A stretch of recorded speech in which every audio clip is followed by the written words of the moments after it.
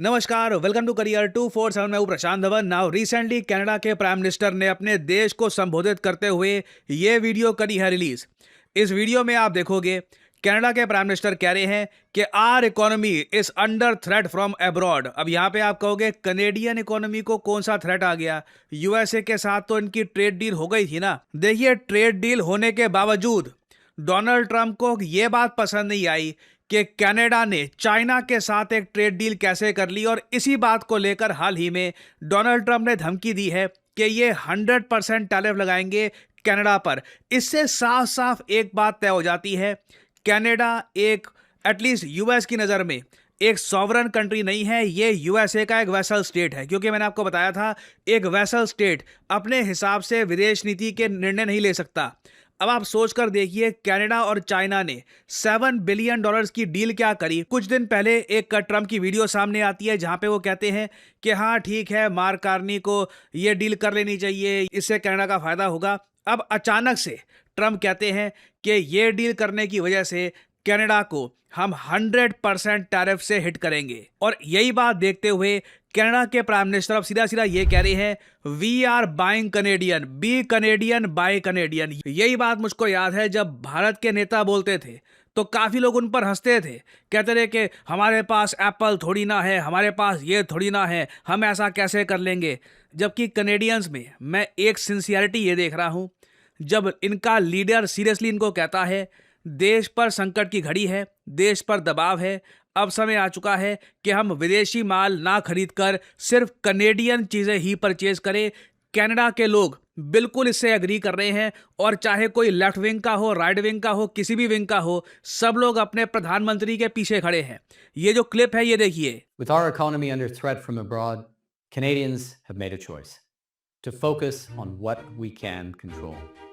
You are choosing to put your hard-earned dollars behind Canadian businesses and Canadian workers. Canada's new government is doing the same with our new Buy Canadian policy. ये बहुत बड़ी बात है कि इनकी सरकार ने एक नीति बना दी है, बाय कनेडियन पॉलिसी। हमारे यहाँ नीति नहीं बनी कि बाय इंडियन पॉलिसी। होना चाहिए था मेरे हिसाब से, बट कहीं ना कहीं यही बात आती है कॉन्फिडेंस की। कनाडा के लोगों को खुद के कंट्री पे कॉन्फिडेंस है, यूनाइटेड लोग हैं, आपस में बटे नहीं हुए लेफ्ट विंग राइट विंग के चक्कर में।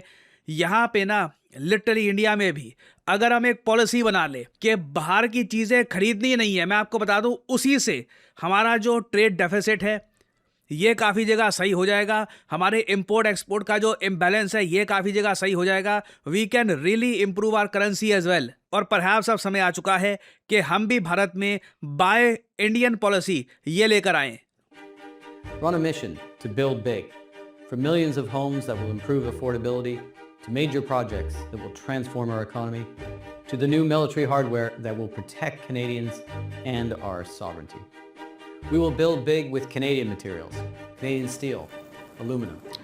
अब यहाँ पे ये बोलेंगे कि अब कनेडियन टेक्नोलॉजी का हम इस्तेमाल करेंगे, कनेडियन वर्कर्स को प्रायोरिटी देंगे। यहाँ पे ये बात एडमिट कर रहे हैं कि we can not control what other nations do, क्योंकि ये बात काफ़ी हद तक सही है। ट्रंप अपने देश में बैठकर कल को कनाडा पे 100%, 200%, 300% टैरिफ लगा दे, हम क्या करेंगे? वो चीज़ कंट्रोल में तो है नहीं, क्योंकि ट्रंप का पता भी नहीं होता कि आज वो कुछ कह रहे हैं, सुबह कुछ कह रहे हैं, शाम को कुछ और कह देंगे। ऐसे टाइम में जो चीज़ कनेडियंस कंट्रोल कर सकते हैं वो चीज़ ये कंट्रोल करने का प्रयास करेंगे। यहाँ पे लोग अब primarily Canadian made items purchase करने की कोशिश करेंगे। अब यहाँ पे आपका एक सवाल आएगा कि ये सब पॉलिसियाँ तो इन लोगों ने बना दी, मगर क्या इसका कुछ इम्पैक्ट आएगा? देखिए, इम्पैक्ट आने के चांसेस बहुत कम है।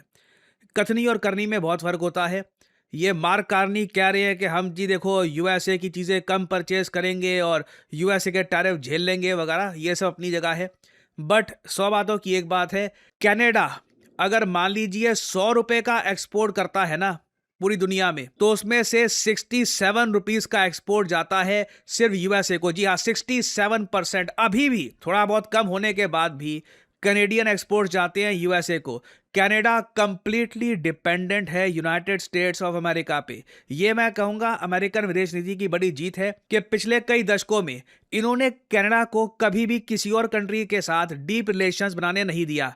यूएसए ने इंश्योर किया कि पहले तो नेबरहुड अंडर कंट्रोल हो, क्योंकि जिस कंट्री का नेबरहुड वीक है, नेबरहुड में ऐसे देश हैं जो आपके अगेंस्ट हॉस्टाइल है, तो हमेशा वो देश एक डिसएडवांटेज में रहेगा। फॉर एग्जांपल भारत, यूएस का केस आप देख लीजिए, नॉर्थ में एक ऐसा देश है जो इकोनॉमिकली और तरीके से भी हर पैरामीटर में यूएसए पर बहुत ही ज्यादा निर्भर है। नीचे एक और देश है मैक्सिको, वो मिलिटरीली कोई मतलब स्पेशल पावर अपने पास रखता नहीं है और साथ ही साथ वो भी यूएसए पर काफी निर्भर है। तो मार्क कार्नी ये सब बातें बोल रही है, be Canadian buy Canadian policy बना दी, सब कर दिया, बट ग्राउंड लेवल पर मैं आपको एक सिंपल अगर एक मैप दिखाऊं ना, उससे आप समझ जाओगे कि कनाडा किस हद तक डिपेंडेंट है यूएसए पर, और अल्टीमेटली डोनाल्ड ट्रंप प्रेशर डलवाकर कनाडा से परहैप्स कुछ भी करवा सकते हैं। कनाडा को आप अगर वर्ल्ड मैप पे देखोगे तो एक बहुत ही बड़ा देश लगता है, कई लोग जानते नहीं है वैसे, बट कनाडा साइज के हिसाब से यूएसए से भी थोड़ा सा बड़ा है। जी हाँ, टेक्निकली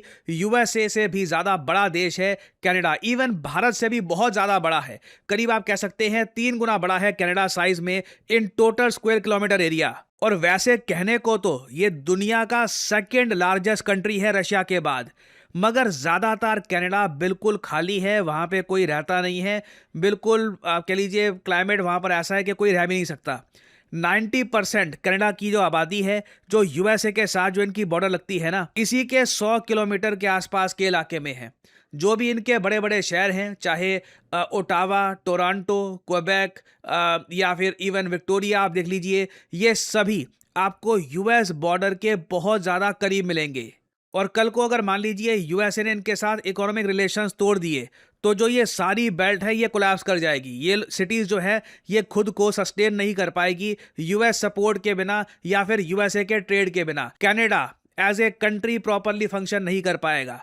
मार्क कार्नी चाहे जितनी वीडियो बना ले, जितना बना ले कि जी buy Canada policy, only Canada policy, in the end जो जियोपॉलिटिकल रियलिटी है ये नहीं बदलने वाली।